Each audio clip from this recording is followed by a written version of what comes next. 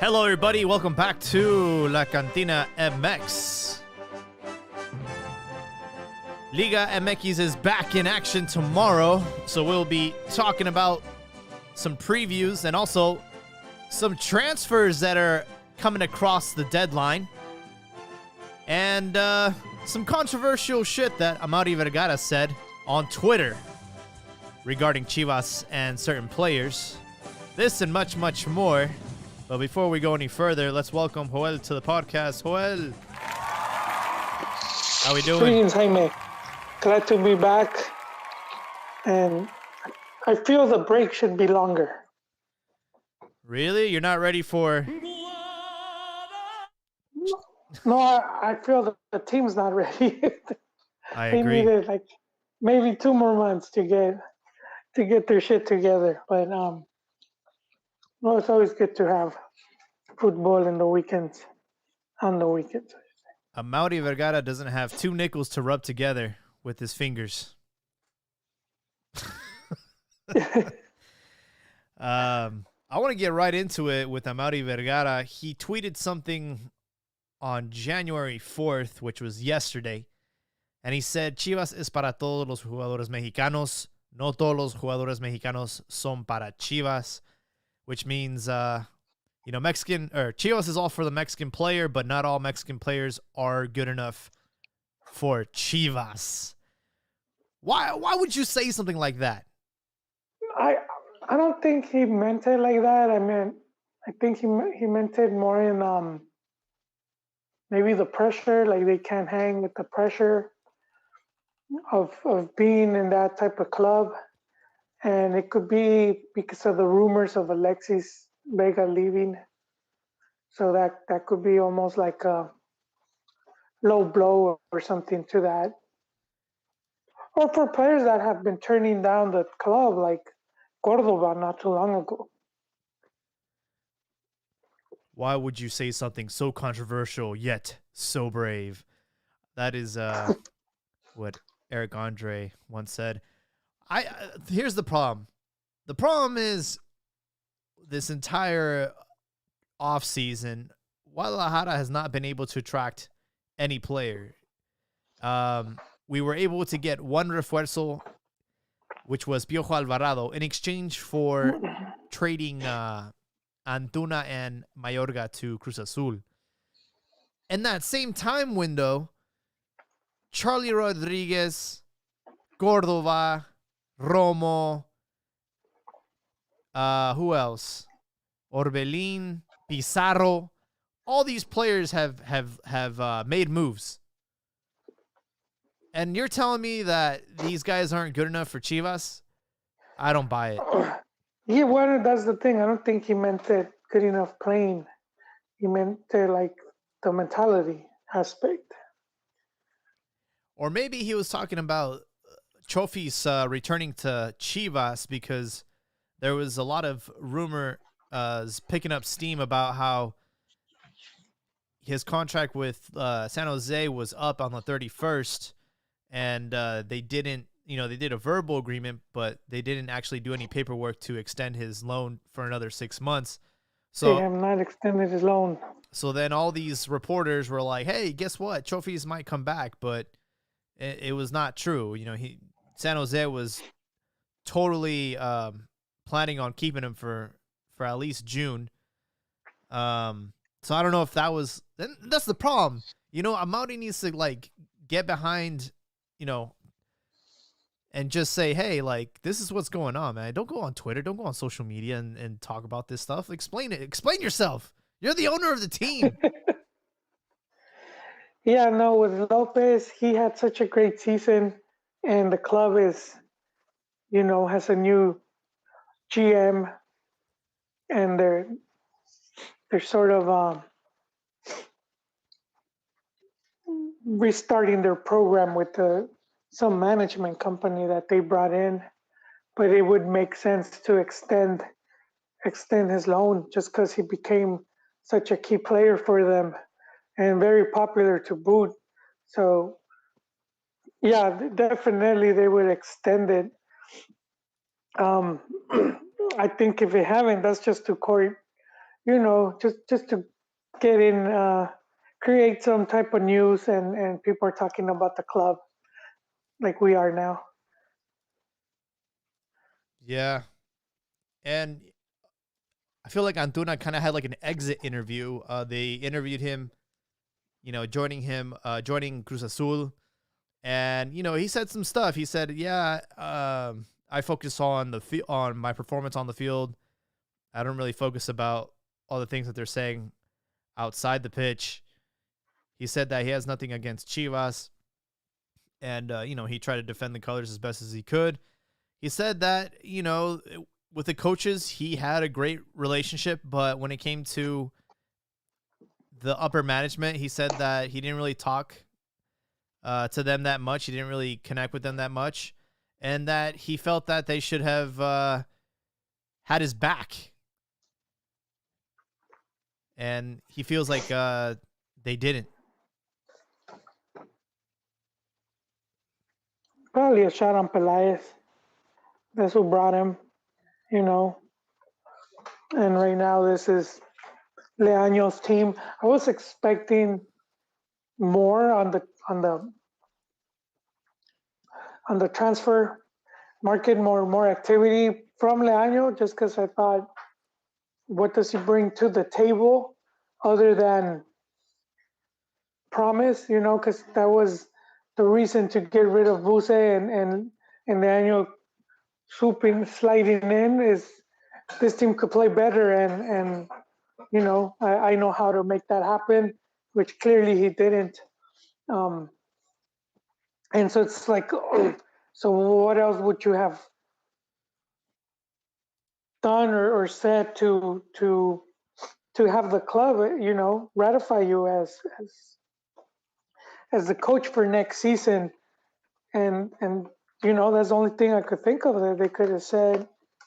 You know what? I'm gonna bring in these players, and to me, Piojo doesn't count just because it was a switch. It was a trade. It wasn't so much. They need at least 3 or 4 extra players, and that's going off of the ones that they lost that they were never able to replace. That's correct.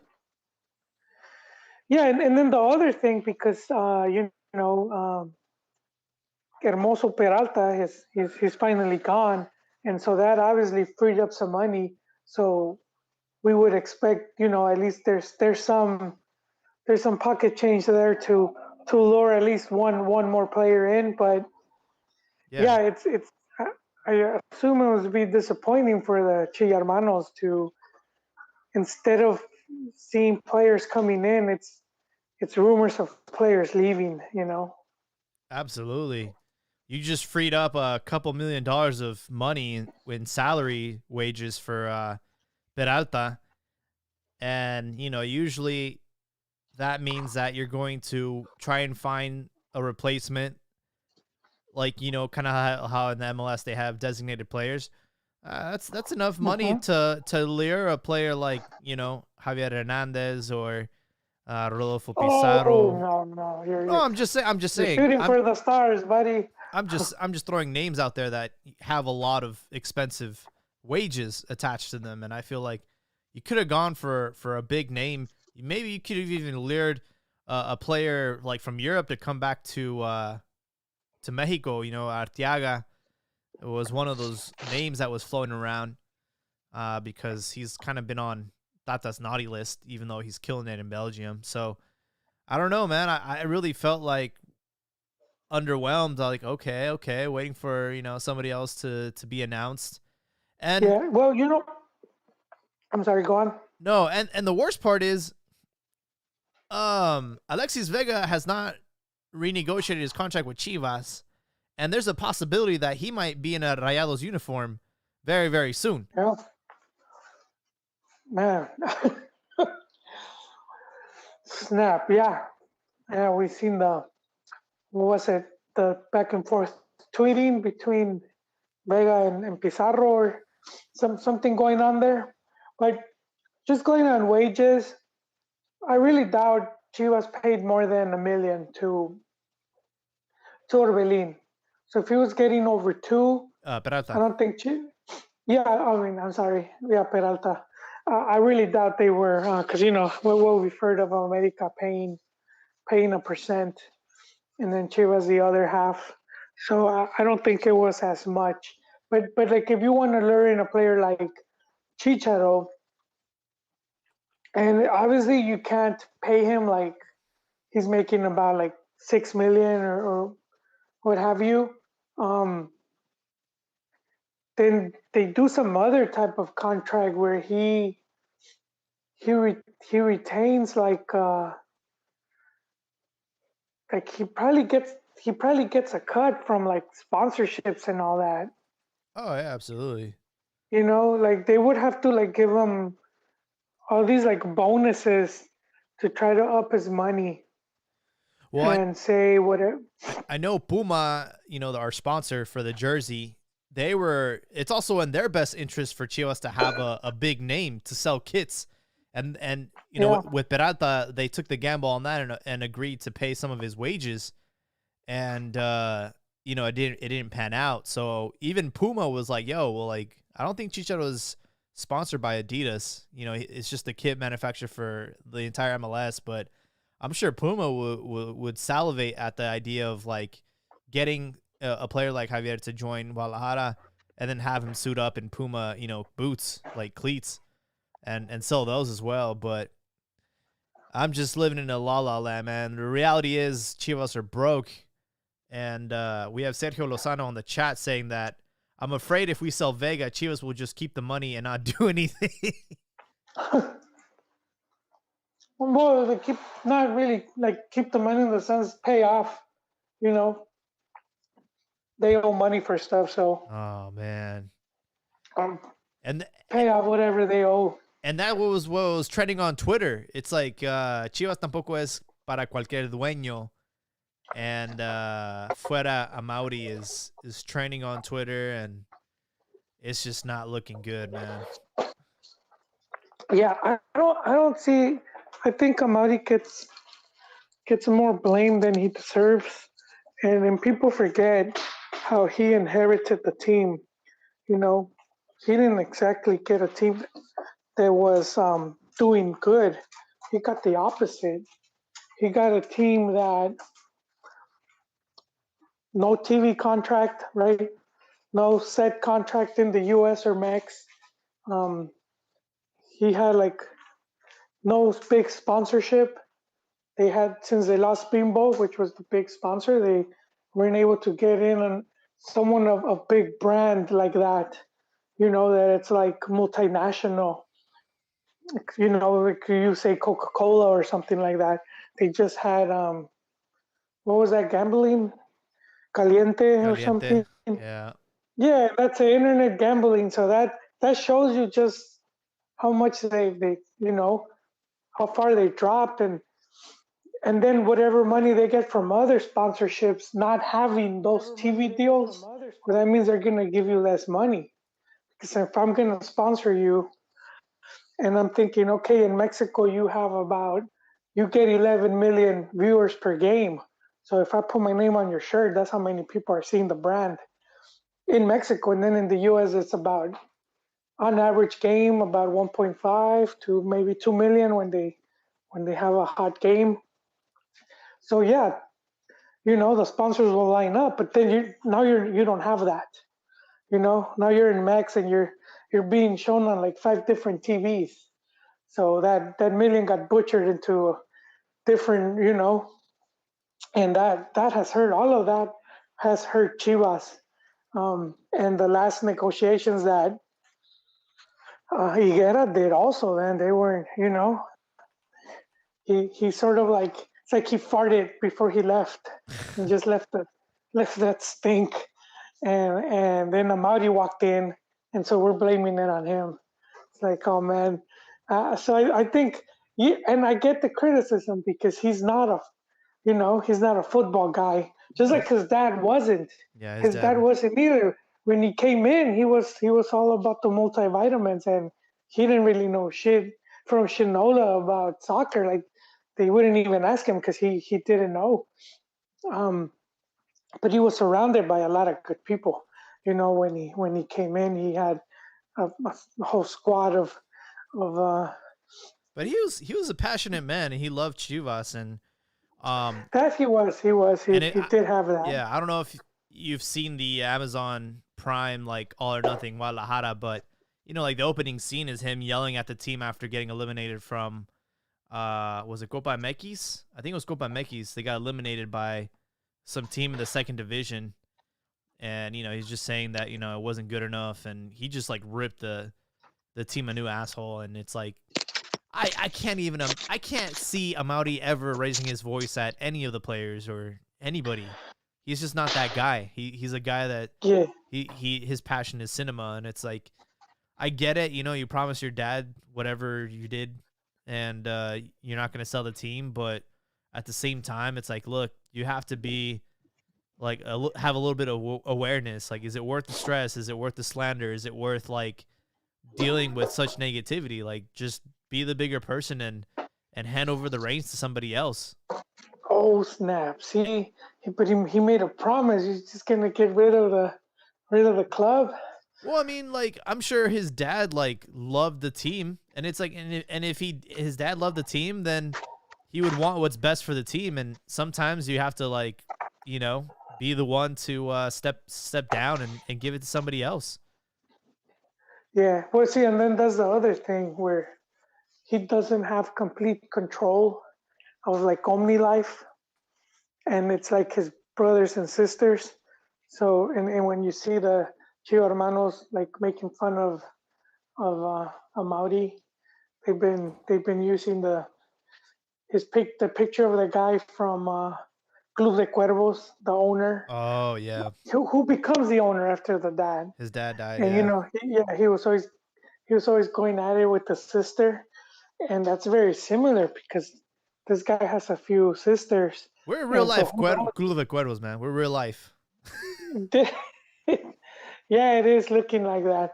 I think that that's what hurts the team as well. That you know, there's no there's no like single vision of okay, we're gonna do this. I do feel some of them just want to sell, especially when you have Angelica, and that's why she's trying to swoop back in with her daughters, and I do think that's part of it because it's like, all right, if we're gonna sell the whole shindig, we want our piece of the pie. Um, so who knows? And just getting new owner doesn't guarantee anything, Jaime. So I think what it guarantees is just the fact that they're- we don't have a broke ass owner. well, Because they weren't broke when they came in. And remember, they weren't broke when they came in. because anybody Actually- that takes over is, I'm assuming they're gonna invest more into the club, and that's the problem right now. Is like there's no investment going on. In fact, there's probably a bunch of debt, and it's like at least we'll know we need a sugar daddy. Is what I'm saying. We need a sugar daddy. I don't know if Canelo Yeah. can afford us. Canelo, nah, I don't think he has that money to be up there. But yeah, it would have to be a like. So when you look at the companies, like the owners, it's companies that are multinational, and I'm gonna keep repeating it, a broken record at this point. But multinational companies. So you have Cemex and FAMSA; those are Tigres and Monterrey, and then Televisa with America as well. They are, you know, they're not just in Mexico; they're in other countries. So there's more money there to go around. Uh, Omni Life to an extent, but it's not that. I don't think it makes that much money. It's multivitamin stuff, and that was when it was a craze a few years back with Herbalife and all of that. But a lot of that stuff is not. There's just so much stuff now that I don't know. I don't think they're that profitable as they once were.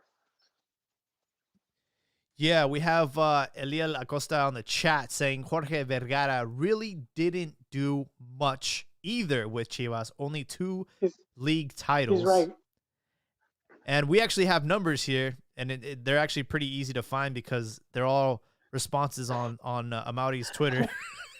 And it says from 2002, 38 tournaments, only 2 titles, and only they were first place as far as like the regular season standings. They were only in first place twice, and they did not qualify for 21 tournaments. And in the last 8 tournaments, they've only qualified once to Liguilla. So abysmal, man, abysmal. Ouch. See, and that's why I've been telling you, naturalizados is going to be the next step. Sergio Lozano saying that why can't he sell a percentage of the team to bring in more money? He talked about it last year. Mauri talked about putting the team in the stock market. Oh, that would have been dope. Yeah, so I would buy my shares. I am a Manchester United stockholder. Oh, nice. Shareholder, Nice. or whatever you want to call it. Yeah. Would you put that card behind the Chivas card in your wallet, or how would you line them up? No, I would for more swag, the Man U in front. Nah, I would have the Chivas one first. Of course. My first and only love. Yeah. And it's cool because, you know, they email you and they tell you to hop on the conference calls and they talk about the money that's going in, the money that's going out, and you know, so you have a whole like transparency when it comes to a publicly traded company. It makes you feel more connected to the team, huh? I'm gonna sound like really ignorant right now, but is there even like a stock market in Mexico? Like, how does that even work, man? Probably. I mean, I don't know, because we're on that same boat. But I do know he was gonna. I mean, I'm guessing there will be for some of these companies, because you look at some of these companies, they ended up Mexican companies that ended up getting bought by American companies. You know, like beer and tequila and whatnot, that they're now owned by companies in the U.S. and vice versa, because Bimbo, you know, they bought Hostess. So I remember back when Hostess, like, they went out of business. No more Twinkies. No more Twinkies. And cum cakes. But then Hostess came in and they bought they bought the brand, and they're the ones that have been making it. So and that's what I'm saying. Like Bimbo, you know, it was huge, huge company to have that. To have, even though I never liked their sponsor in the shirt, but they were bringing in a good amount of money compared to like what Caliente could bring. So I do think that is a possibility, but then you have to think, all right, well, who's going to want to put a good amount of money? Because if you're basically putting it into a failing business, you know, it's like saying, this dude, they don't seem to know what they're doing. I'm not going to give them money to keep messing up. So you would probably have something closer to like, if they brought money, we would have something closer to like what we saw with Promotora came in. And they're like, we're going to put money, but we're running the show since we're the ones, you know, putting in this money. Uh-huh. And that's what Promotora did. They had the, you know, they had control of the team for almost 10 years. Vergara ended up paying for their last. So they had it for 9 years. Wow. And it was kind of similar to what we're seeing now with Atlas, where they were tied with Grupo Orlegui. They had like something going on, but then Orlegui like eventually took over and owns the majority of the team. And so, but now they run the show. Interesting. Yeah, I don't know, man. I feel like they got to give us something better than buy more jerseys, subscribe to Chivas TV. It's like, no, we're getting nothing. I would love the possibility of giving that option out. Like, hey, you know, here's a chance for the fans to buy part of the team, or you know, like just have some like opportunity, you know, a GoFundMe. I don't know. We need something like Kickstarter, man. Kickstarter with stretch goals. Like if this is what you get if you put this much money. I don't know if you ever if you ever participated like in a Kickstarter or Indiegogo. Jaime, have No, you? I've heard. I mean, I've seen like I love tech and I see products that are they're proposed on Uh, Kickstarter and sometimes they do make it out of there, but a lot of the times they just take the money and run. well, it wasn't a pretty good, successful one. It was a comic book, and so this guy needed like 20K or something to make the comic book happen. And then he put, if we make 25, the cover's gonna be like a foil cover. And then if we make 30, you get the foil cover, and then I might add some like stickers. And so the more money that was made, the more shit he would add, you know, Oh to wow. the to what people were willing to pay for that. And then it was like sign. No, that was different because one is stretch goals and the other one is like, you just want the book and it's like $20, Yeah. or do you want the book and like some extra shit and it's like Right. 50, you know? Yeah. But this dude ended up like he ended up raising about $1 million, and he Oh sent a wow. bunch of shit with the thing. Yeah, he ended up doing a bunch of stuff because Dang. he added more pages and all that. But so it's and I know it sounds like kind of like we're messing, but they could do something similar where it could be like, It's like, all all right, right, if we get guys, this much, we could get one player. we This can one we get could one get player from the Tapatio, and then from there, the Tapatio players. it's like, all right, we can get a Pocho from MLS. If you donate more, we might be able to get someone from within the league. And if you want to be a number one all star and donate a lot of money, maybe we can get somebody from Europe and bring them back. But yeah. No, Hey, for right now, if everybody contributes $5, we can get Marco Fabian. We can get Marco well, Fabian. you could. He's a free agent right now. It sounds funny, but think about it. There's just on Twitter. There's 4 million users. You know, that's just on Twitter. But how many how many fans would you say Chivas has worldwide? You know, A lot. so I would say we have a lot of fans. I don't know. because I wish there was a way to like. with We Mexico need a there's about a census. We need a hundred. Chivas census. Everybody needs to submit their form. I'm guessing somewhere between 10 and 20 million, Okay. give and take. So maybe uh, just few of those would send in $5. You could still raise. They would still raise a good amount of money Yeah.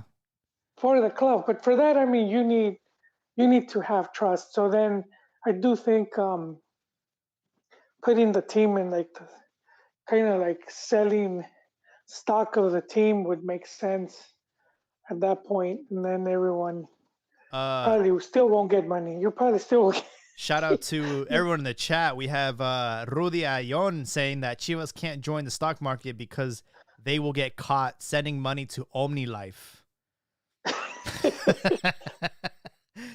And then we had Fernando Chavez say, "Extranjeros never." I think he well, was he was a, technically they wouldn't be extranjeros since they pledge their allegiance to Mex. we can't I even mean get that Santi Jimenez. We can't even get him.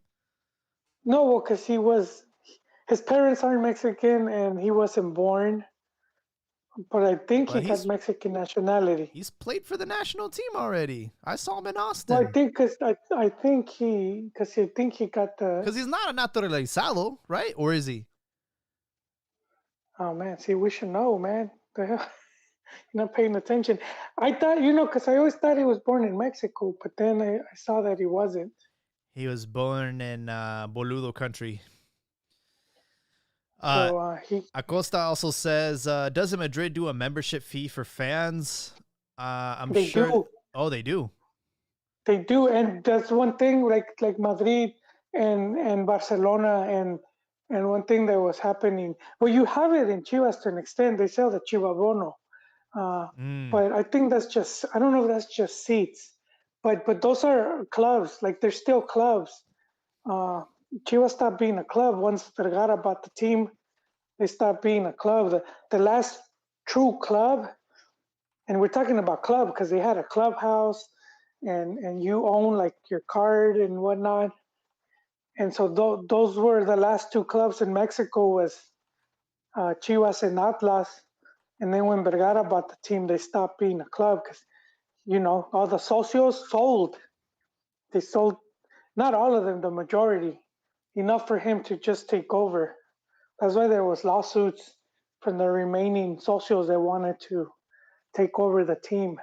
And there's still people there that wanna like that would probably try to buy the team. Hmm. But going back to like Madrid and Barca and so a lot of these people would like have their tickets and then they would sell them, and that's how they would make money. And it was becoming a problem where I think they had to do something about it. Of like, you're not a, are you really a fan of the team if you're not even coming to the games at this point? Yeah. So I don't think that they could prevent them from not selling their tickets, but I think they put a limit. Like, hey, you could only you can only sell like this amount. Yeah, that makes sense. Well, the chat's really blowing up today. Soccer Chronicle says, when does Interliga matches start up again? I miss those. I miss those games. Unfortunately, Interliga has been replaced by the Leagues Cup, which is basically Superliga 2.0.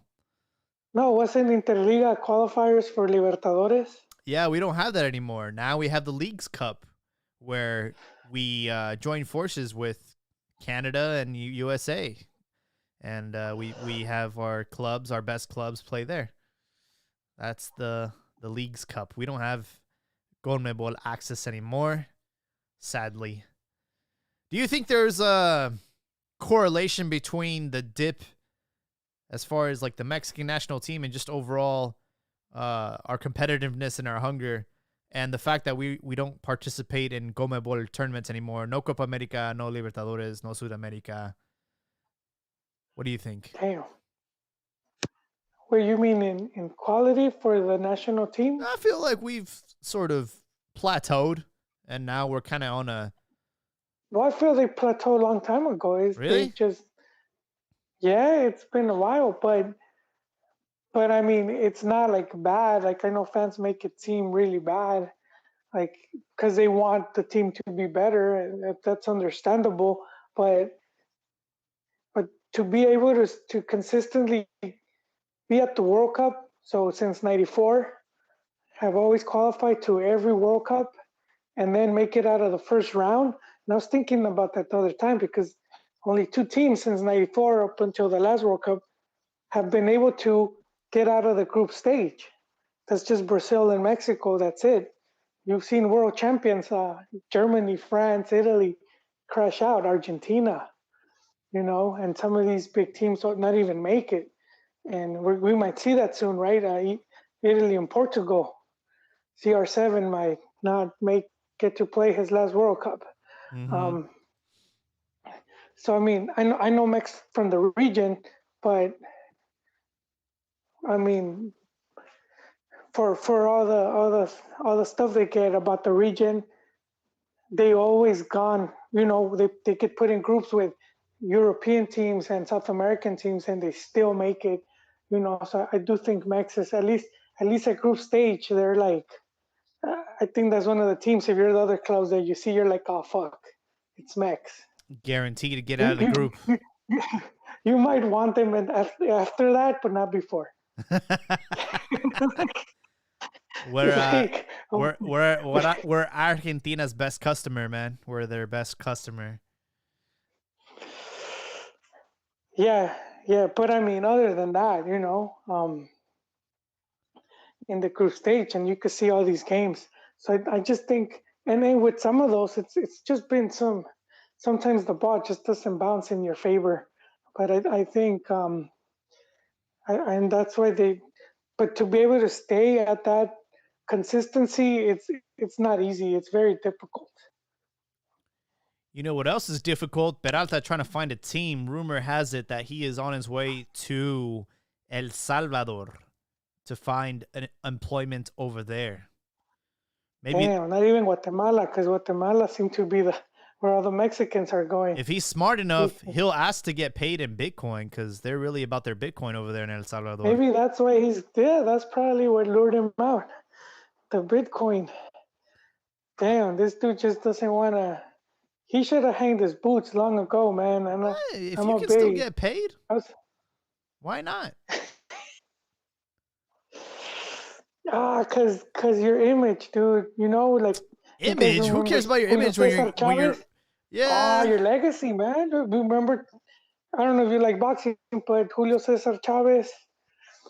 And after he was already not that good, and he kept doing these matches, and he just looked horrible, man.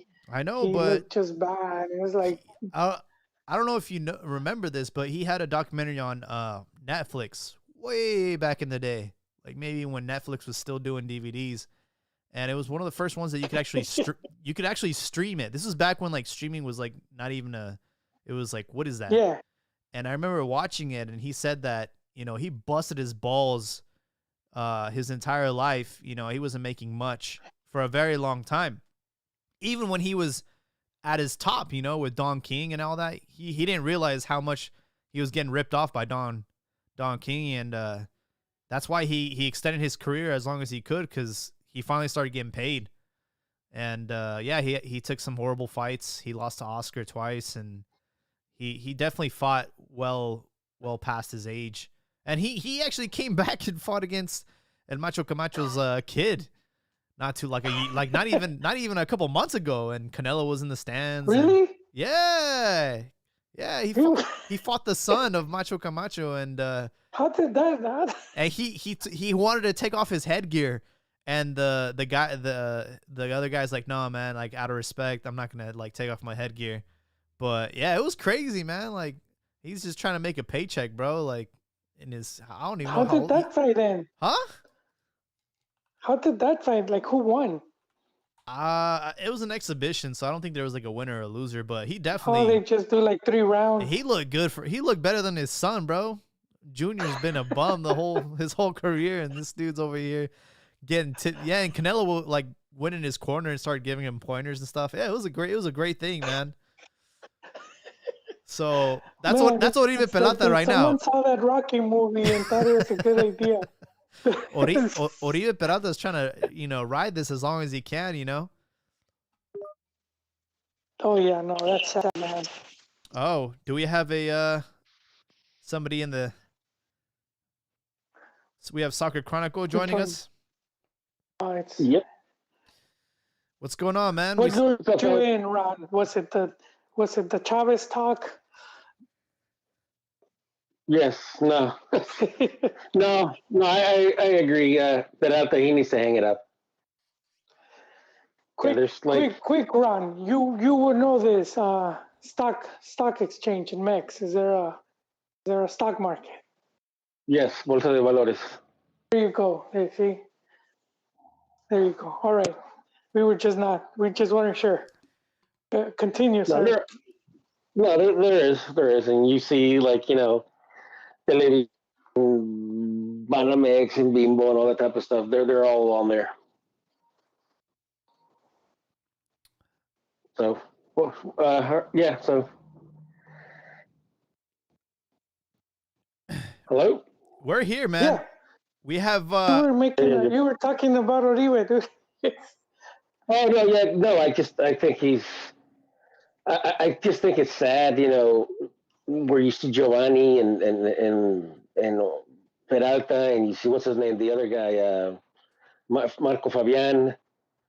That one's also cringe. Guli Peña. It's like, yeah, man. It's like just seeing them beg for work, knowing that at one point, I mean, they had the world at their hand, in their palm. Yeah, and that's I true. I just think it's just they just did not so much Peralta because he's I mean Peralta's already old, you know. And I hate to say that because I've always kind of agreed with like Menotti and La Puente when they say there's no young player or old player, there's only just good and bad, you know. Yeah, But the thing about with Peralta, I mean, you could tell that age has already caught up to him, and but like Fabian and Giovanni, man, these guys, I mean, I mean, they're still Giovanni, god theoretically damn. theoretically these guys should be still in peak form. yeah, they You know? should. They Jo- should still be in peak form, but Giovanni's 32. that's still that. I mean, that's at 32.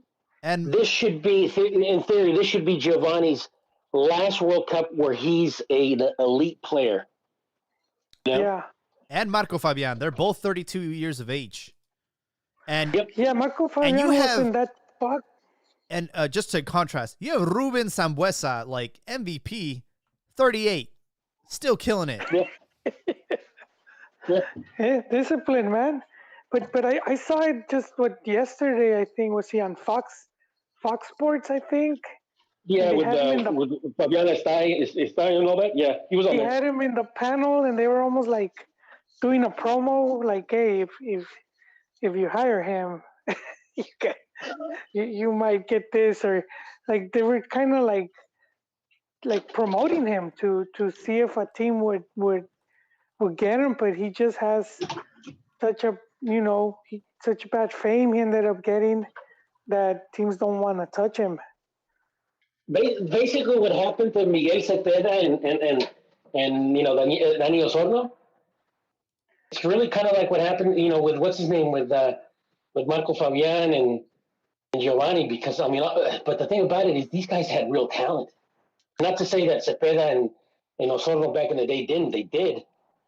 But I mean, Jesus, it's like they pissed it away. Hey, Yeah, I Danny think Boy scored the game-winning goal for us against Brazil in 2003. Confederaciones, yeah, Yeah, disappeared though, man. Slowly, I think the one like difference between Gio and Fabian, I feel like Gio just kind of lost that desire to play. He sort of was like, I don't care, and then Fabian was just too much in discipline, And then I guess some injuries caught up to him, and so now it's like he did piss his career away, which is, and this is why I would defend like Vela and even Chicha coming to MLS, and people say like, oh, they retired or they cashed in, but it's like you don't want to end up like, Marco Fabian. You at least they made a good amount of money where they could retire comfort so Yeah, you can go and they could retire. cheat on your wife and get cucked by your life coach. Yeah, it's amazing. Apples and oranges, no, man. but the thing is, Financially, and I was saying. I tweeted about this a couple of days ago because I mean I still don't see the point of going to MLS. But I was okay. I could understand it if the premise is that you're going to forget about South America, like Comebol tournaments, and you're going to partner up with Canada, and you're going to partner up with with the U.S. And the intent is to create Yes. an elite league Oof. where you're actually going to change the paradigm. You're going to change where the U.S. or the North American market is just as important as the big four in Europe. Okay, I can understand that if everybody's working towards that goal, but the fact that the U.S. meaning MLS is now content being a feeder league to Europe where you have young fans, basically jizzing that an 18-year-old is going to Osberg or wherever, some low level, team. But what Osberg. the fuck is that? He's going No? to Bundesliga, and then there's another player going to the Championship League, the second division in England. And like you And they're said, happy about this. they're jizzing all over that. That was They're makes happy sense about not this. too long ago, though. Come on, Ron. So, but it's like, why the fuck are you happy about this? It's like you can't do both. You cannot have. You're not going to be. Forget competing with the La Liga and the Serie A and the Bundesliga and the Barclay Premiership. Forget about competing with them. Competing in the U.S. with the Big Four, NBA, MLB, NFL. So the fact is that you're happy, you're gonna be content that your best players are not gonna be playing in Major League Soccer. They're gonna be playing in Europe, but you're also wanting your talent, the like the 18-year-old kids like Pepe and whatever those. You're gonna be happy doing that. Liga MX has no fucking business. But I agree 100% with you, Ron. But I think that's the players, not the owners. I think that's more I should say fans, not players. There's more the fans celebrating that. No, but not the fans. Even the pundits, even like the big pundits, like the bigger voices in the American soccer Taylor landscape. Twellman. They're also happy. Yeah, they're also happy about this. So it's like, why the fuck is Liga MX content? Or why are they trying to basically almost like follow suit? And they're like, oh man, oh my god, MLS, they're doing this. No, it's like, you know what? Forget them. If they're not serious about having a premier top tier league, fuck them and go back to play. Go back to Copa Libertadores. Go back to Copa Sudamericana. The problem though is they're getting paid a lot more by playing the yes man right now. And well, you know what? This is a combination of just like what Telemundo did back in in the late '90s and early 2000s. With their Guerra Fria and shit. Now I'm starting to see the what's the name, the Televisa Deporte Networks guys. They're the ones now that are basically stuck in the flames and trying to create this fucking rivalry with MLS, which is bullshit. It is. And they're over here defending the MLS and praising it. But here's the thing: the fucking Bryans of fucking Liga MX are the fucking idiots that are fucking falling for this shit. They're fucking idiots, these fucking fans, dude. I mean, it's like they don't know what it was. I guess they never saw it or experienced it. But when a team like Chivas goes to La Bombonera, or America goes to fucking La Monumental, or they go to these historic stadiums like over there playing against Colo Colo, Peñarol, Flamengo, Santos. Sao Paulo, in Internacional, Chivas beat Colo Colo, Chivas beat Vélez, Chivas beat everybody over there. Yeah, and it's like, what the fuck? And it's like that's why for me personally, it's like I'm not as pumped about Liga MX as I used to be, because I just don't like the rap, what they're doing. I just think I think they're doing it the wrong way, and I both the national team and the league, I think they're fucking it up. I think part of this is I honestly think that they're sort of pandering right now because they're trying to host a third World Cup, and I know I get it. It's like you got Canada and USA, and FIFA wasn't going to give Mexico their own World Cup, so it's like they're going to be the only country that's hosted it 3 times, and I think that was part of the deal. Is like, we'll agree to do this, and then we'll pretend that the MLS is the greatest thing since sliced bread, and we'll try to make an effort to make this region like competitive. But I do agree that we're getting played right now pretty hard. Oh, it is. The Liga MX, they're basically getting the shit end of the sticky with this. And that's so. But see, come on, let me. I'm gonna go on the other side of I'm gonna have to defend this, man. I think with the whole World Cup, there's that whole plan, because you have this major tournament, and they would be hoping to win more support, more for the sport, make it more mainstream, especially now with social media and whatnot. And you hit the nail in the head, Ron, when you're talking about not compete with Europe, but try to compete with like MLB, NBA, and whatnot. And that is something that we do see in the leagues here, where basketball, baseball, you also have teams from Canada. So Mm-hmm.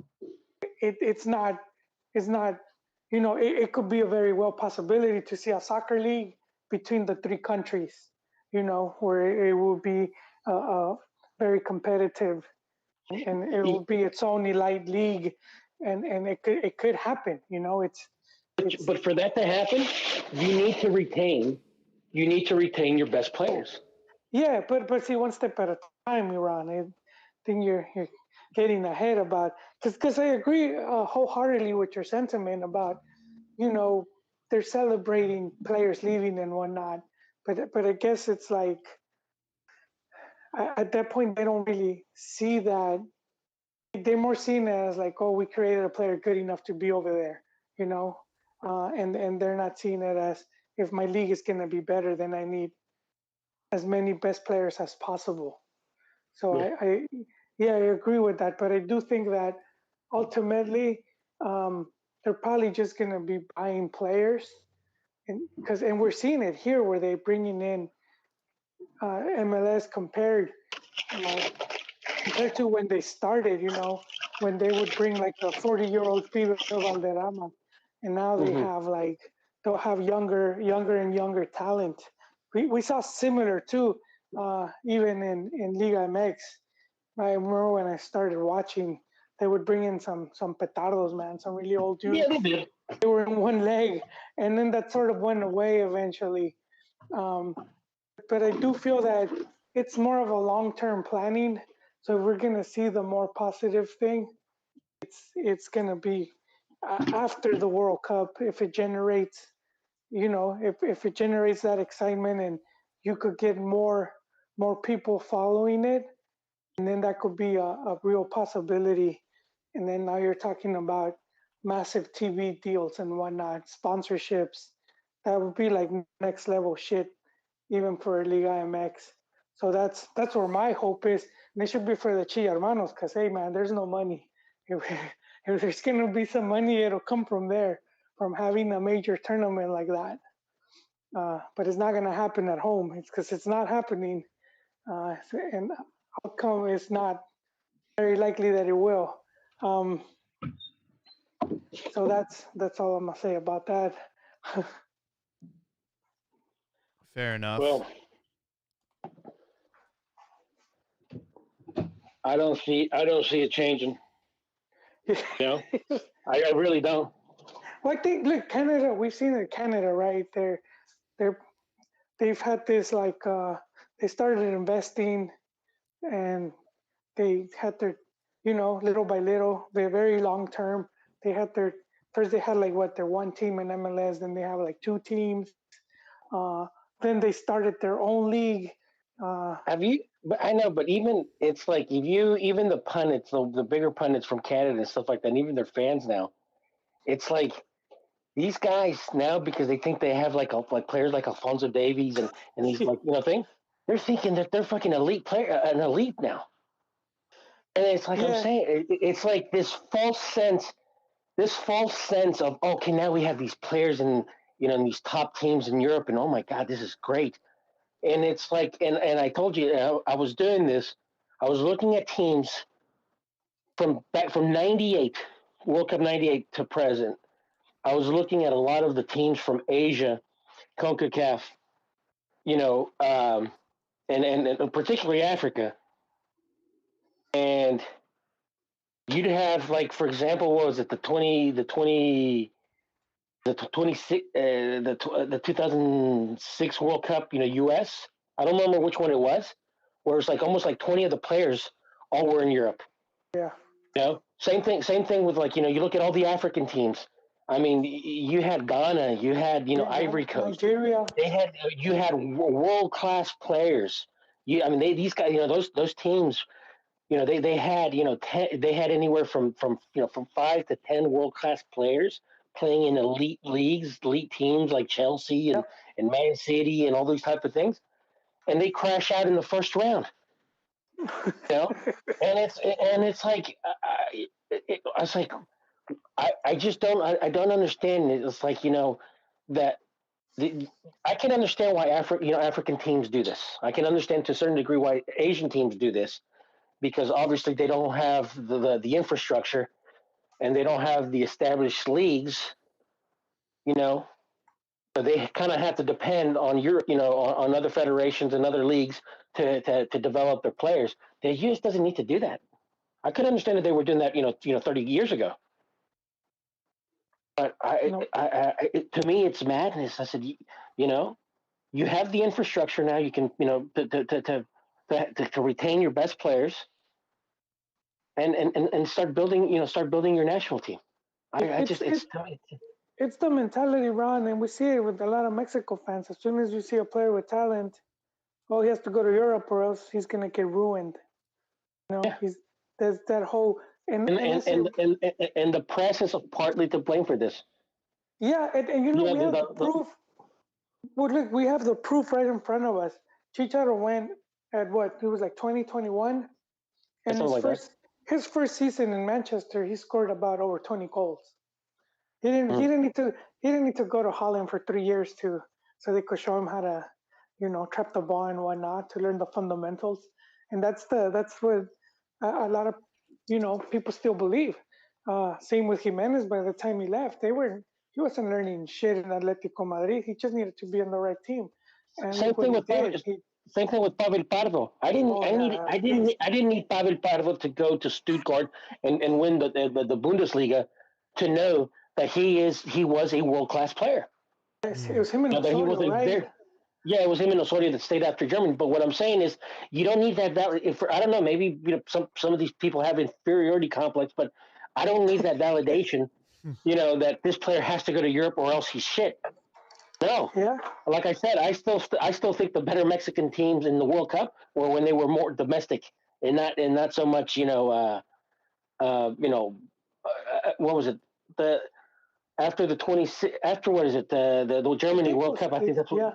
Oh. Yeah. After and after is when we saw more and more. It was after 06 because I think in Germany the only players that were Euro based was what was it? Marquez. Marquez and I forget the other one. Was he what's the name? Borghetti with Bolton at the time? Forget. But no, look at what I'm saying is that's all we need to know about how many were abroad. Sad. I think Torrado was a Cruz Azul already. Torrado had been in Europe, but I think by this point he was already back. Yeah, he had played in We had a player at Osasuna. What was his name? Sad? No, those guys they never stayed long. It was Aguirre took him.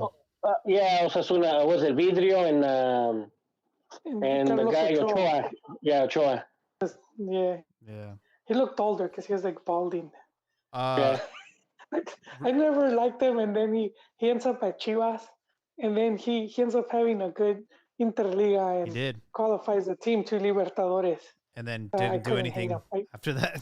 He took us to the promised land, so I can't hate. Elia Lacosta in the chat says the MLS is focused on improving their national team. I follow the Philadelphia Union, and every time a homegrown comes up, all I hear from Philly fans is, "Oh, what European team is going to take him?" Well, the league is a mistake I see a lot of Mex fans make, where they compare it to Liga MX, because Liga MX is still very tight at the hip to FMF, the club owners and whatnot, and over here it's more separate. USSF and MLS, they're like pretty separate, so it's not so much of like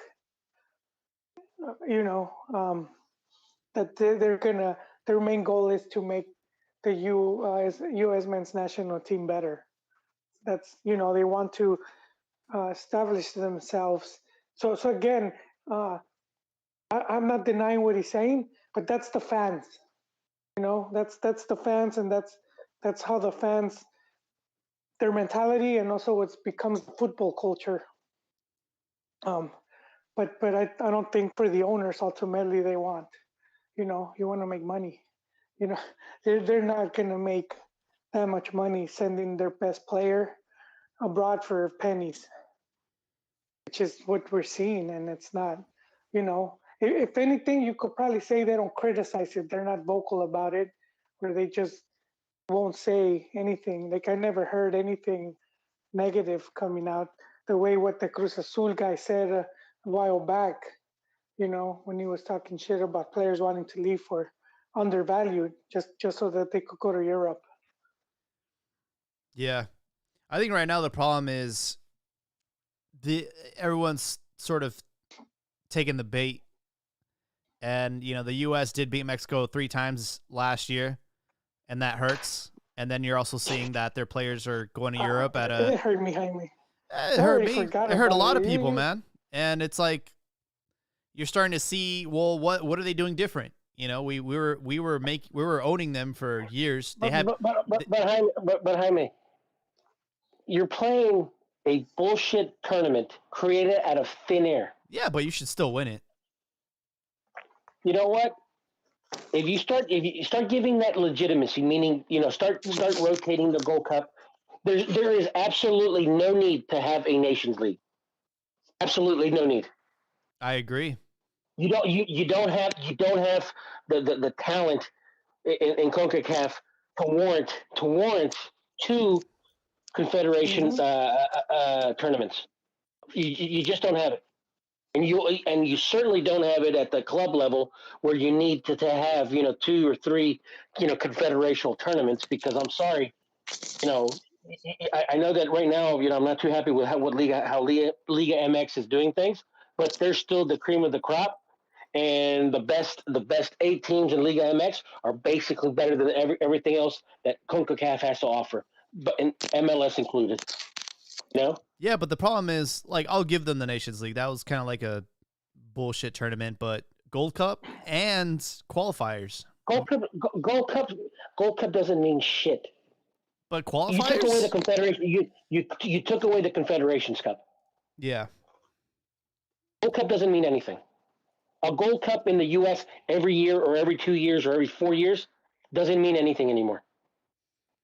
But Nations League is worthless. Yeah, but it doesn't mean anything. Theoretically, though, we should still be beating them, right? That's the way I see it. It's What's like that? We should still be beating them. But I mean, and I mentioned to this, sometimes ago. You put that Mexico-U.S. game. You put that Mexico-U.S. game in Mexico, and the stadium doesn't fill up. I'm telling you, it's more that has more to do with Televisa, with what is it, the Univision and Telemundo, basically, for marketing purposes. That thing doesn't mean anything. It really doesn't. If you goes put the confederations back on the line, and guess what? U.S. wasn't doing shit. Yeah, I mean, they have yet to qualify for a World Cup, and they didn't qualify to the Olympics either. The last time they won an actual important game against Mexico that actually meant something, was basically the 07 Gold Cup when they beat Mexico, and from that was the ticket for them to go to the 09 Confederations Cup in South Africa. Yeah. Which they went to the final, if I'm not mistaken, lost to Brazil. Yeah. Yeah, and they beat Spain, and they beat the record, and good for them. But like I said, it's just like I don't get caught up with those gimmicks and the Honda Super Classico gimmicks. I just don't succumb to that shit. I know what it is. Yeah, I mean, and that's the thing, though. It's like, again, right now, it's like it just feels like U.S. has the upper hand because, again, they beat us 3 times last year. They're exporting more players to Europe. that doesn't mean anything. Well, and then And we're seeing Jamaica had more players in Europe than Mexico. No, I get Honduras that. had I more get play- that. But here's Honduras had more players. Honduras had more players in Europe than Mexico. For the longest time, just about every team in the region in CONCACAF had more players. Yeah. Whether they were playing in the championship, they were playing in the EPL, they were playing in Serie A. You had them playing. You had more players in Europe than Mexico. That doesn't mean anything. No. I mean, and we saw this.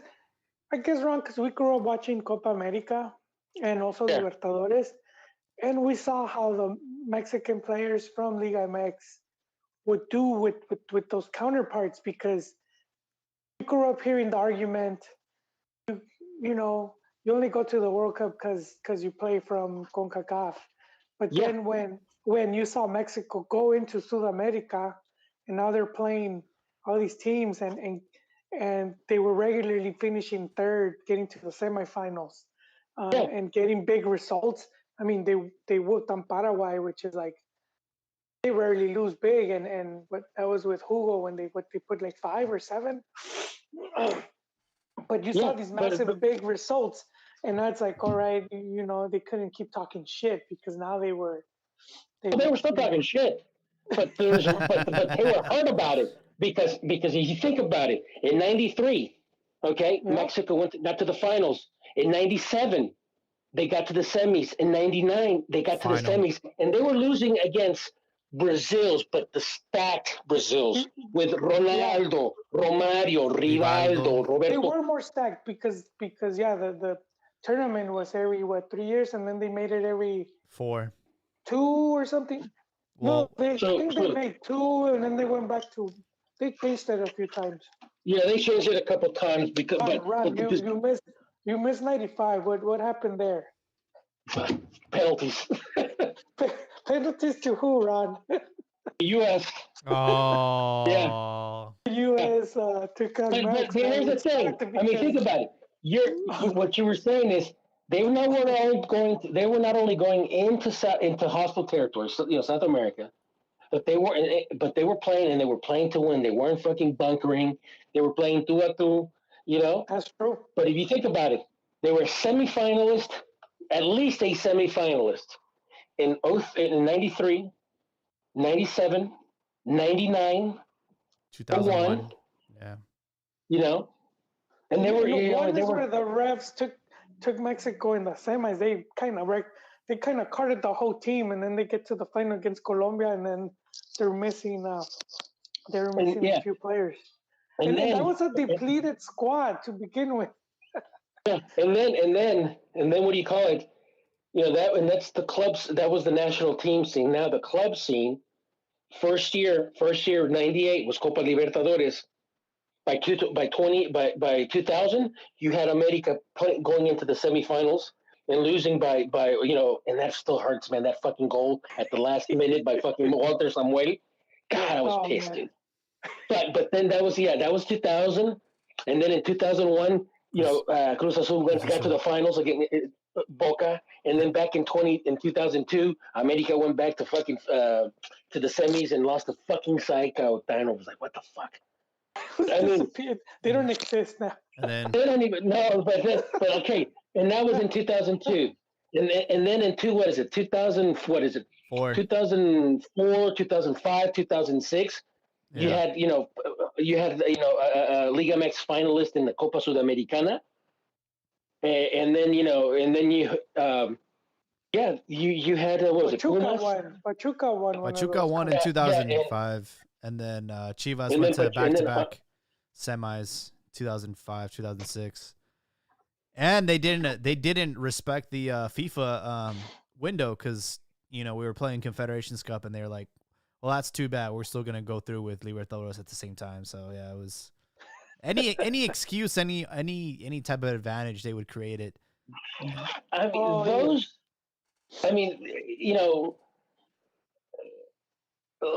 Those were fucking good times in Liga MX history. I mean, because the league was going up against good competition, international. Yeah, and you know what? They did it with less foreigners. Yeah, they did it with less foreigners. I mean, because Liga MX still had the presidential decree of at least four the four foreigners in Mexico City. Yeah. But what I'm saying is, I there I just saw better teams in those eras than what I'm seeing now when the teams are basically now full of most of the Mexican players they're trying to go to Europe.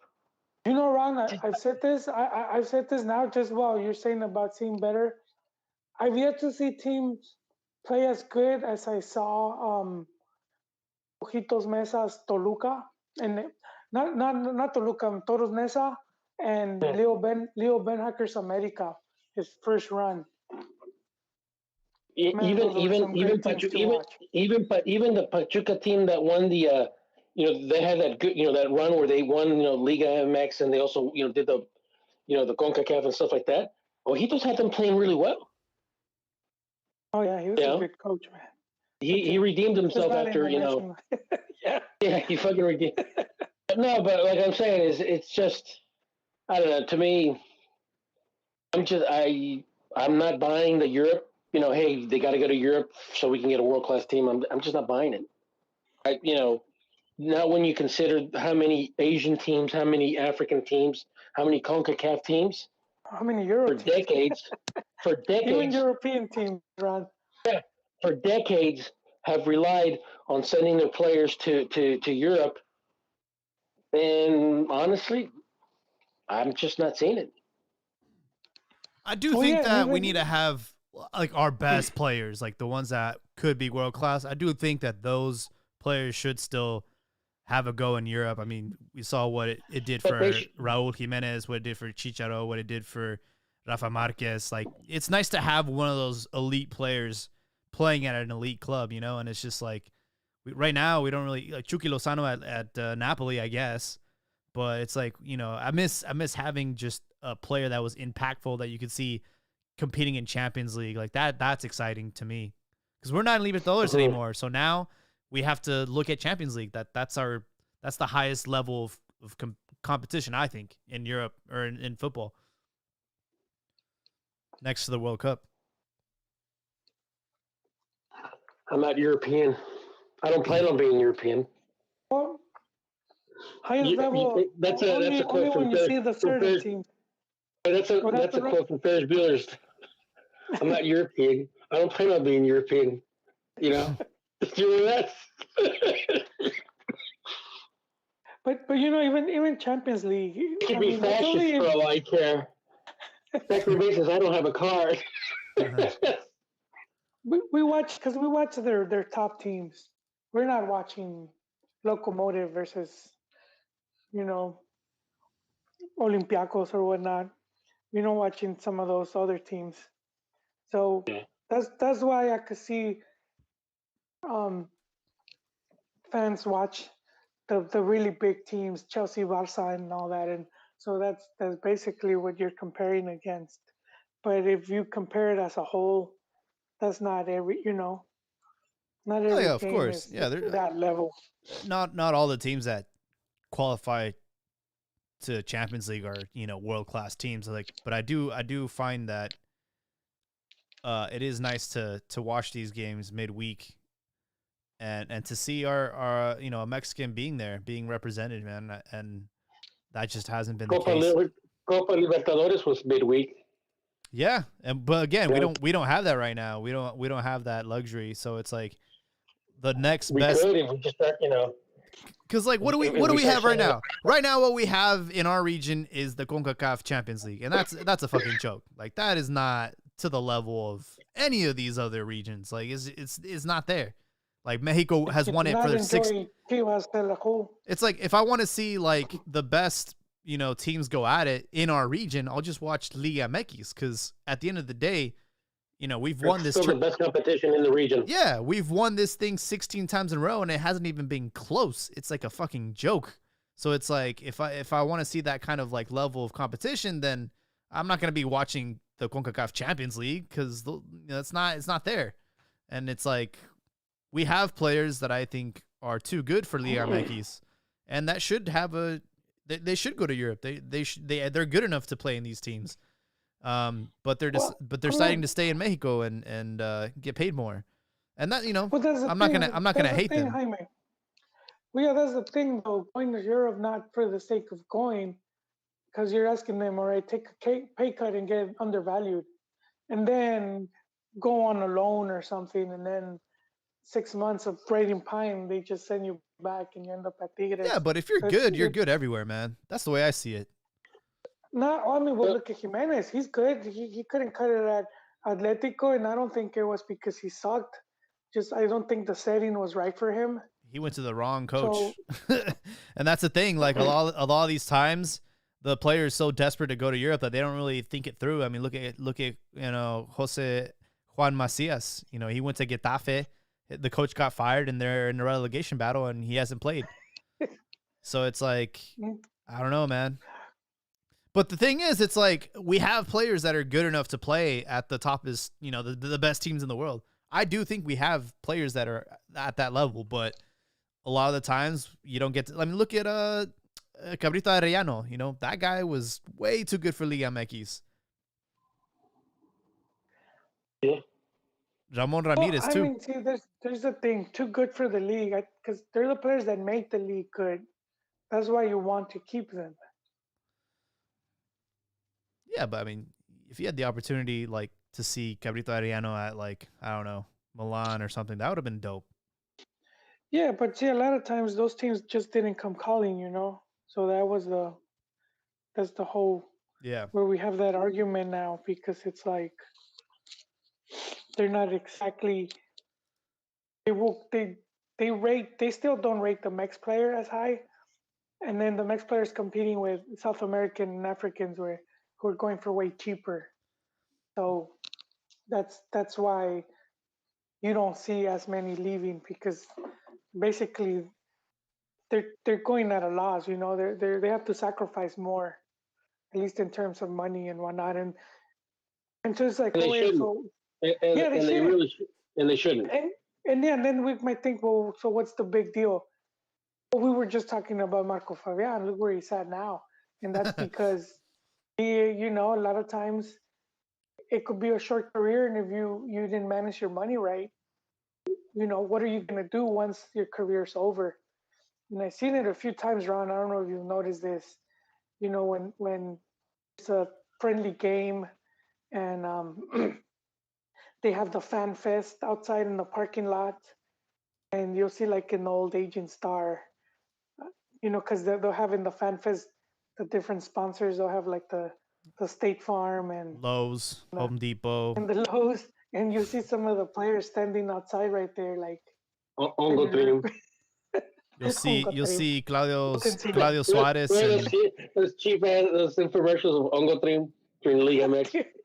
Dude, they're next to some inflatable guy, and it's like killing them inside. That at one point, everyone was going to go see them in the stadium. Now they're outside trying to pedal, fucking car insurance, and it's like they need to pay the bills, and dude, that just it kind of sucks.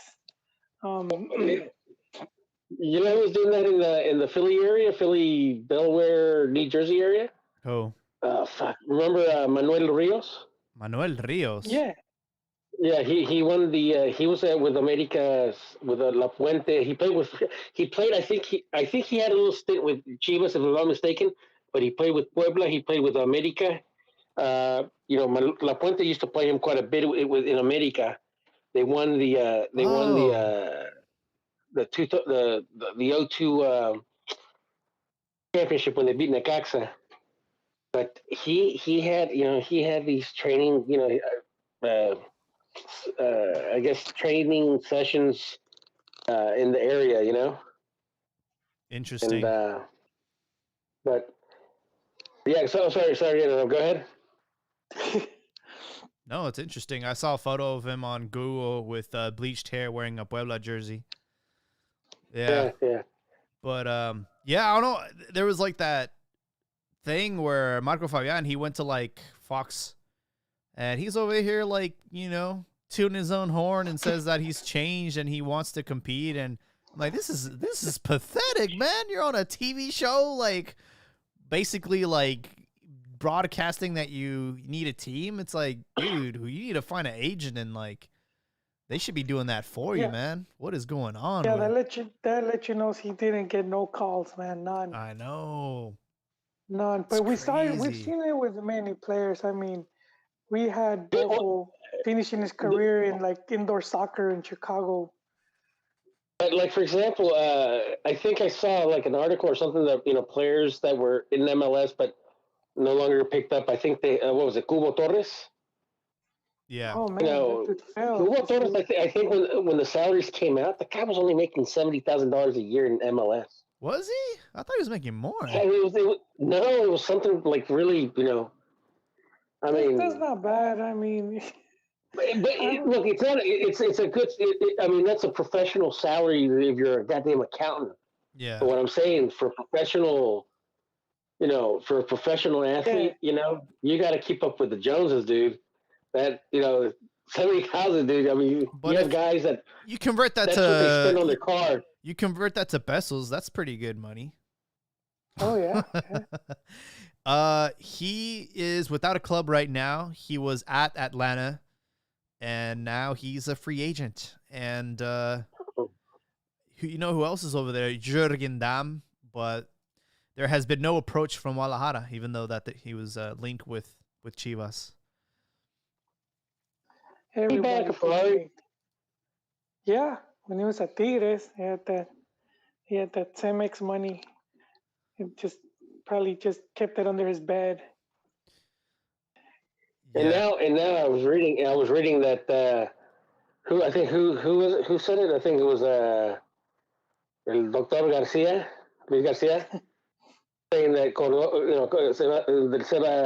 Córdoba, basically, by him going to Tigres and being under what's his name, Piojo. He basically went there to get coddled and babied because obviously Piojo obviously has likes him and stuff like that. Well, I mean, look, I've experienced this myself in my personal life. Like sometimes you just have a manager who you just vibe with and is in your corner, and then they transfer, they go somewhere else, and then you have a new manager and maybe he's just not vibing with Solari, different styles, and you have a coach that like believed in you and trusted you and gave you the opportunity, and then you have somebody else that's completely different, and it sometimes to be reunited with a good manager, that means the world to players, and that's how you'll end up performing really, really well. That's true. People don't leave jobs, man. They leave managers. All right. As long as he, I think, Cordova. I think he's got the talent to be, the best, if not the best player in Liga MX. And if he can get back to that status, that's tough. Good for him. Yeah. I mean, as much as I hated him leaving America, I understand, and I get it, and I understand where Luis Garcia's coming from, but I would much rather have Cordova playing well in Tigres and have him ready for the World Cup. I agree. Than him running away with Ame. And him being unhappy with Solari, because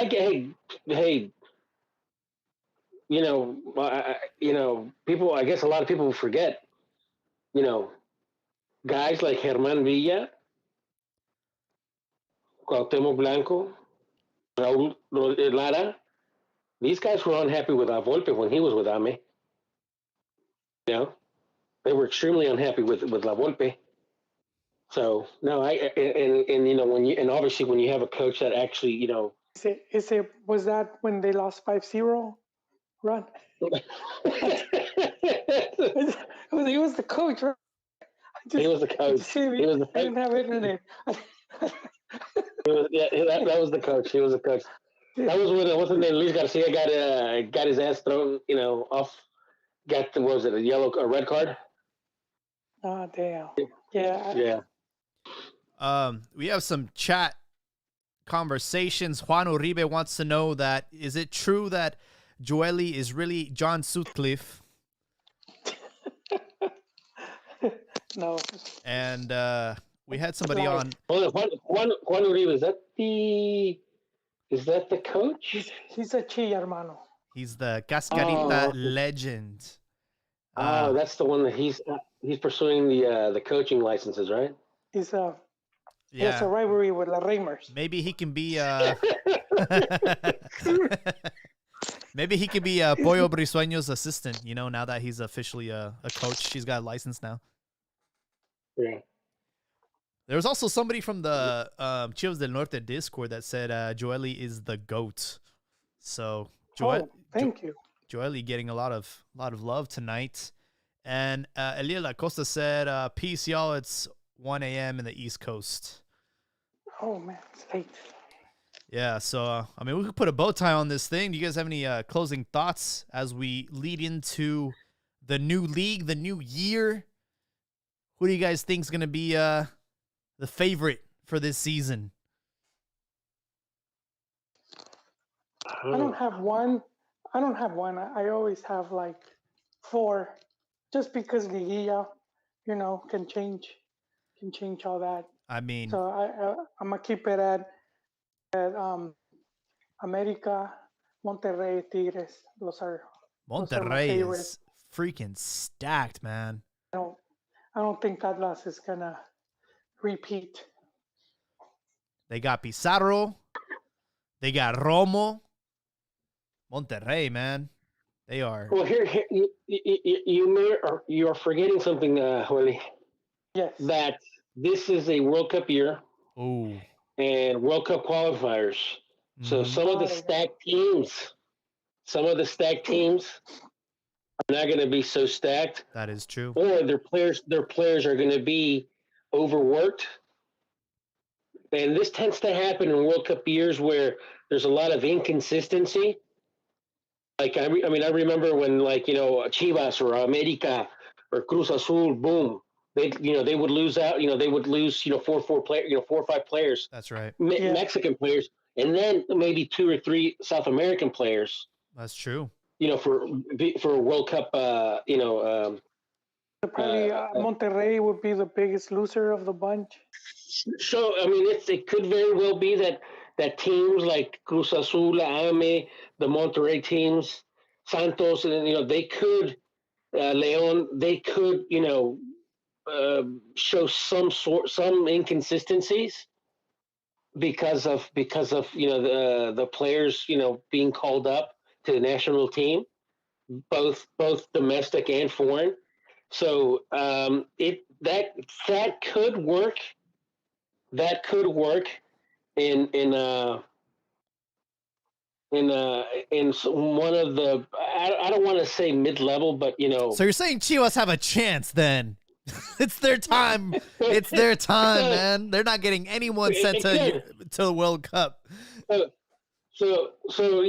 teams that the teams that have a lot of international players, it could affect them.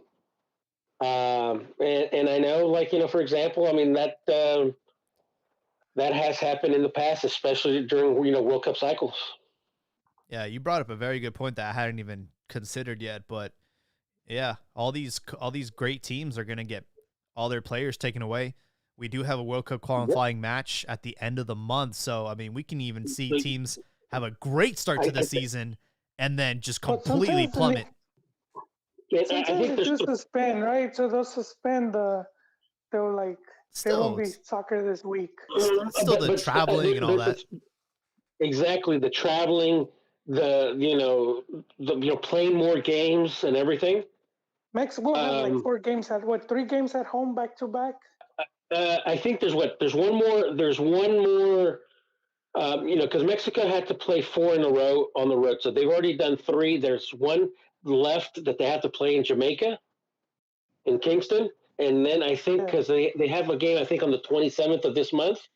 So there's 3 games pretty much coming up soon, right? So they're gonna play. So they're gonna play the first one against Jamaica, and then the next 2 are gonna be at home. But like you said, even those are FIFA dates and blah blah blah. That means the stacked teams, their players are going to go to South America. They're going to go to they're going to go to Central America. They're going to go to obviously wherever.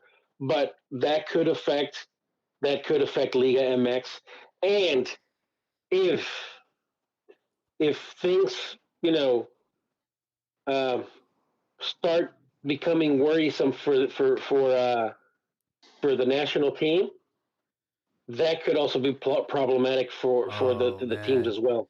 Let's hope not. I really don't want to run into any snags because this is the make it or break it window right now. Here's the thing. Because they've had 4 games.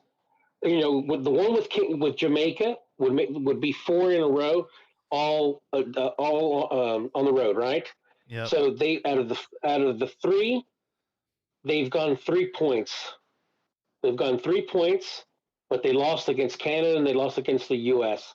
So ideally, in an ideal world, they'd want to pick up the 3 points against Jamaica, Jamaica, Jamaica in Kingston. But the thing about it is, and I've noticed this, especially in the last 2 World Cup cycles. The teams that go play in Azteca, they go there and they complicate Mexico because they fucking play bunker. Yep. And they try to go on set pieces. And right now, Mexico's been playing shit in set pieces. They have. So it could very well be like I said. I mean, if things start turning, if Mexico starts complicating their pass, their qualification to the World Cup, that's also going to affect Liga MX. So like I said, I don't know. That's why right now I wouldn't probably give a prediction as to who would win the Liga MX because obviously there's other going to be external factors like the World Cup, and stuff. But yeah, I just I'm hopeful. I'm hopeful that they can pick up the 3 points. I think who was it? I think Costa Rica was playing Panama, so we want Costa Rica to beat Panama. So yeah. Yeah, right now, Panama has 14 as well as Mexico, and then Costa Rica has 9. So yeah, them picking up 3 points wouldn't hurt us. And then we play Costa Rica next after Jamaica and then Panama. So those are the 3 matches at the end of, again, January and then leading into February. So it's do or die for Tata. Well, here's the thing, though. The fact that Costa Rica plays Panama, if I'm not mistaken, in San Jose, right? I believe so. Okay, so you need Costa Rica to beat Panama because you're going to need Panama. You need Costa Rica to go into Azteca needing to win. Because if they go there content with just a point, which with just a point, that you want Costa Rica to play for the 3 points at Azteca, because if they do that, that means they'll open themselves up and they won't bunker. Yeah, I don't think I've been worried about Costa Rica bunkering. Although in the nation, hey, you forget, dude. 20 years ago, that's the castle, dude. Yeah. That was actually it'll be 21 years actually. Wow. So yeah. Costa Rica they're pretty weak compared to the team that it doesn't matter, Holly, dude. When you're even the weak teams, dude, in the last 2 cycles, well, not so much the one with Osorio, but like the one with Chepo, and the one, especially the one for last was it? They would complicate. They would bunker going into Mexico. You need the teams. You want Costa Rica going in there with the mentality that they need to pick up 3 points, because if they go in there with the mentality that they can just go play for the tie, they'll bunker, dude. And you don't want that. You want the teams. You want Panama. You want the U.S. You want Canada. And here's the thing: if Canada goes in there content playing, or I'm sorry, Canada's already done. We've already played them, but it's like if the U.S. goes in there playing with the tie, it's going to complicate shit. Yeah, hopefully by then you would assume that things would be resolved, because, I mean, we got 3 matches before we play the States, and by then, I think mathematically we might be already in. So, at least I hope we go into that match. I'm just saying. It's I just hope that I really hope that they can pull off the 3 wins in Kingston, and I hope that Costa Rica can pick up the win against Panama, because that will help Mexico. Yeah, give us a little bit of breathing room there. Mm-hmm. All right, Joely, got any closing thoughts? No, I already did. No more. All right. No more. For sure. Well, my prediction is I was going to go for like Rayados or Tigres, because they have really good coaches and really good players. But, you mentioned that most of these players will not be finishing the tournament. I have some optimism with Chivas. They did get Piojo, who's a step up from Antuna. We did lose Mayorga, but, Ponce kind of has that position secured. So, I don't know. I think Chivas might be able to take advantage of the situation. They don't really have too many players that are seleccionados. Maybe Tiba Sepulveda, maybe someone in the midfields, maybe Alexis Vega, but we might not even have him anymore. So at this point, who knows what's going to happen in this season? Last year we had Cruz Azul win and Atlas win a championship, which I would have never predicted. So one thing that we can guarantee everybody is that Liga MX is back. It's going to be entertaining, and it is the highest level of football in this region. And with that... Question. Yes. Question. Can we talk about Cobra Kai? We can after we end this. We'll talk about Cobra Kai in the Cantina MX after hours. As for the podcast and the stream, thank you guys and have a great night.